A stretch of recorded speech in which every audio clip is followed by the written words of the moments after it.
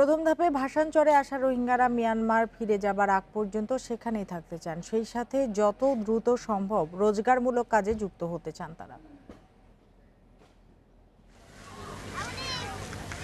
ভোটটা অন্য সাধারণ শীতের মতোই, কিন্তু ভাসানচরের এই অস্থায়ী বাসিন্দাদের কাছে এর আবেদনটাই ভিন্ন। নতুন ঠিকানায় প্রথম দিনের শুরু, হাজারো প্রশ্ন, হাজারো প্রত্যাশা, যেমনটা জানাচ্ছিলেন এই 4 সন্তানের বাবা মা। এটা তো একটু ভালো লাগছে আর কি।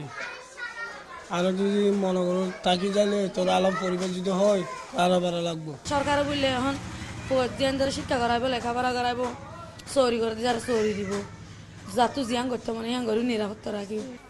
রহিমের সঙ্গে একমত ভাসানচরে আসা বাকি রোহিঙ্গারাও। কক্সবাজার আশ্রয় শিবিরে ভাসানচর সম্পর্কে অনেকেই এখনো ভ্রান্ত ধারণা নিয়ে বসে আছে, জানালেন তারা। ওখানে নিয়ে যায়া মানে কষ্ট দেবে। এখানে তো আমরা অনেকে রোহিঙ্গারা বলতো এরকম কথা, আমরা তো মিটিংয়ে শুনেছি আমরা আমাদেরকে এখানে নিরাপত্তা দেবে।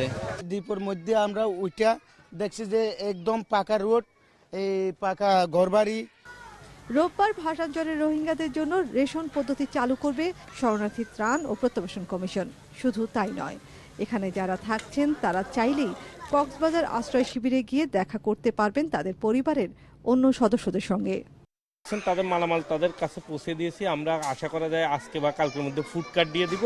আমাদের এনাফ খাদ্য আছে, আমরা প্যাকেজ করেছি, তাদেরকে আমরা আগামীকাল থেকে খাদ্য বিতরণ করব। তারা নিজেদের রান্না নিজেরা শুরু করবে। 13,000 একর আয়তনের এই দ্বীপে 1 লাখ রোহিঙ্গার আর্থসামাজিক উন্নয়নে নানা ব্যবস্থা করেছে সরকার। আর সেই সুযোগ নিতে আগ্রহী রোহিঙ্গাদের প্রথম দলটি এখানে আসে শুক্রবার, যারা সংখ্যায় 1642 জন। ক্ষেত কলা করতে চাই আর মাছটা চাই হাইতে চাই, এগুলা যদি সুযোগ সুবিধা যদি আর ইন যদি সুযোগ সুবিধা দিয়ে দেয় আর অনেক খুশি হবে।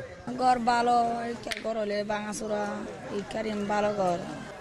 ভাসানচরে রোহিঙ্গাদের নিরাপত্তা নিশ্চিতে কাজ করছে পুলিশ, আনসার, নৌবাহিনী ও কোস্টগার্ড। এই আশ্রয় প্রকল্পে 120টি গুচ্ছগ্রাম বা ক্লাস্টার হাউস আছে। তার মধ্যে প্রথম দলটি থাকছে মাত্র 4টিতে। রোহিঙ্গাদের এই দলটির খাদ্য, বাসস্থান, শিক্ষা এবং স্বাস্থ্যসেবা নিশ্চিত করা হচ্ছে। তবে এখানকার মূল চ্যালেঞ্জ হবে এই দলটিকে আর্থসামাজিক উন্নয়নের সাথে যুক্ত করাটাই। Nafiza Daula, independent news, Bhasan Char, Noakhali.